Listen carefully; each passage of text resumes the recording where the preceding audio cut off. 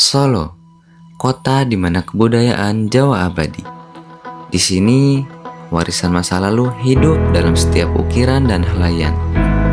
Dan dari semua warisan itu, batik menjadi satu-satunya simbol kehalusan yang terikat oleh filosofi Jawa. Saya Asti, kurator dan manajer Museum Batik Danar Hadi.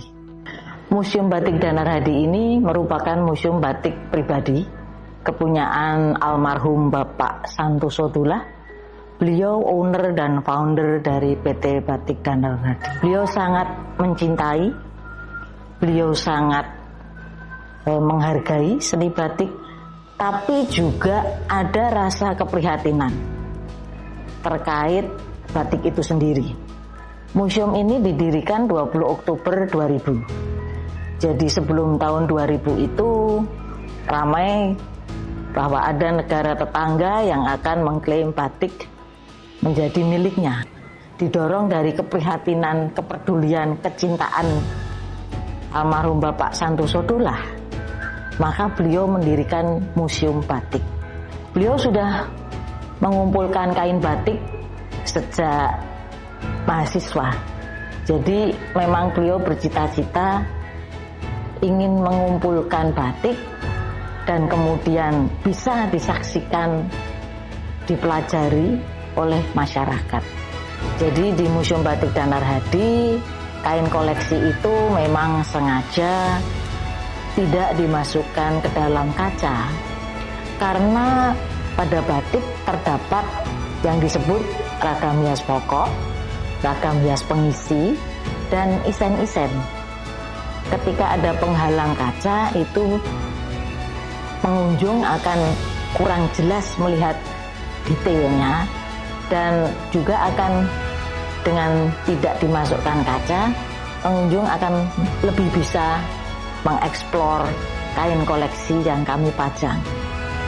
Selain kain koleksi, juga di setiap ruangan itu ada piranti-piranti antik yang menyertai, disesuaikan dengan kain yang dipajang. Karena dengan konsep penataan batik pengaruh zaman dan lingkungan, ada 9 jenis batik yang ditata pada 12 ruangan. Yang pertama tentu saja lobi, di mana tamu mengisi buku tamu.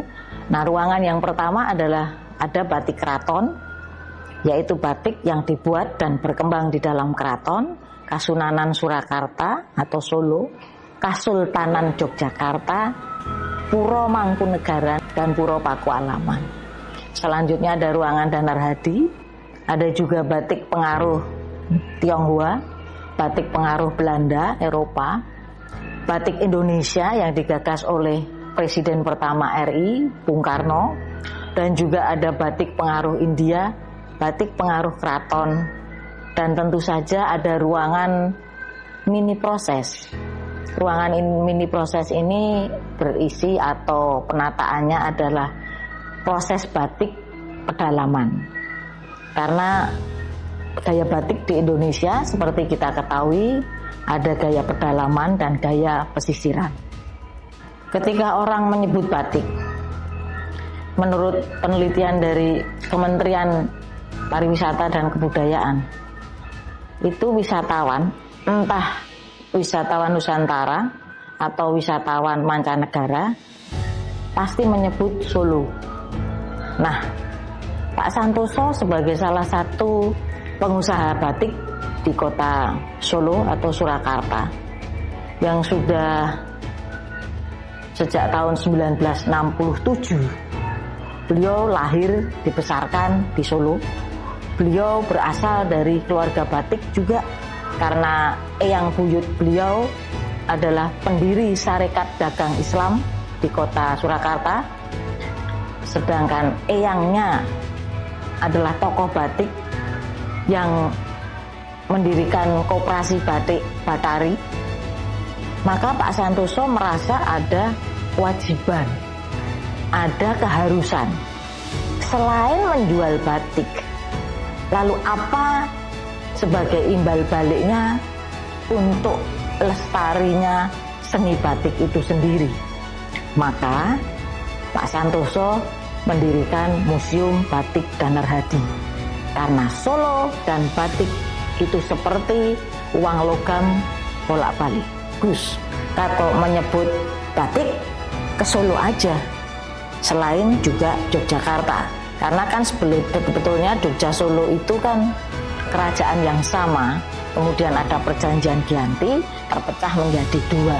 Makanya Pak Santoso mendirikan museum ini demi untuk melestarikan dan mengembangkan batik.